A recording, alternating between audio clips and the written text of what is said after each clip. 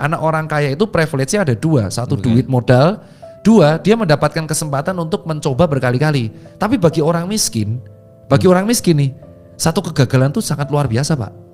Ya, karena dia belum tentu bisa nyoba lagi loh. Maka gua dulu banget nih sebelum gua akhirnya terima fakta seperti itu, dulu gua tipikal yang kayak sukanya sharing.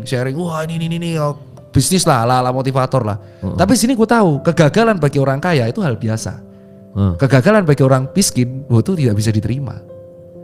Karena kalau dia gagal, dia belum tentu punya chance untuk mengulang kesempatan itu lagi. Jadi bagi orang semakin finansialnya buruk, semakin dia gak boleh gagal. Nah tapi kan sulit kalau belum dicoba. Maksudnya kan dia belum tahu ini berhasil atau enggak kan? Makanya itulah kenapa orang miskin rata-rata sulit kan untuk naik level. Karena ketakutan itu sekali dia mencoba resiko besar, high risk dia tanpa perhitungan, dia bisa gagal. Makanya rata-rata orang yang gak mampu atau orang miskin itu mencapai levelnya adalah bertahap. Dia kerja dulu, dia part time dulu, dia double job dulu, nabung, resiko berkurang baru dia berani. Nah itulah yang banyak motivator bilang selama masih muda cobalah kesempatan. Lah dia kan masih ngerjain hidupin anaknya atau adiknya mungkin rumahnya. Nah jadi dia baru mulai kesempatan itu di umur 40. Nah dulu gue gak paham di soal itu. Sampai akhirnya gue ketika pandemi dan kuliah gue paham bahwa ada orang yang memang mereka itu bertahan terus supaya dia bisa menekan resiko gagal itu. Karena memang kesempatannya tuh dikit. Ya, jadi kayak satu kali hit aja, one hit nih. One hit tapi berhasil.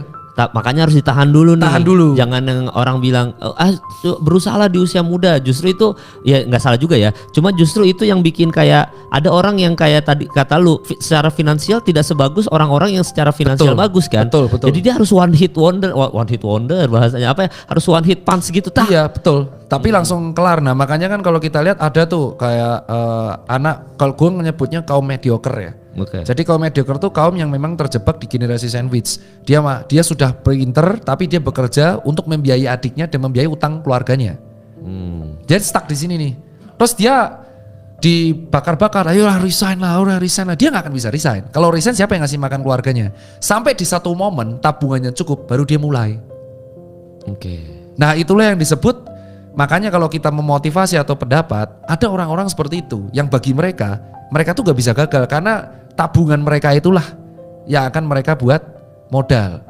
Nah makanya karena banyak orang shortcut, tidak mau menghormati proses ini, mereka shortcut lewat slot, Zeus, Zeus, slot, binomo, investasi bodong. Karena mereka tergiur, buset 50 juta dititipin ke dia jadi naik 10%. Wah, padahal gak mungkin. Tapi karena orang sudah tergiur sama ego laba, buta mereka akan logika gitu.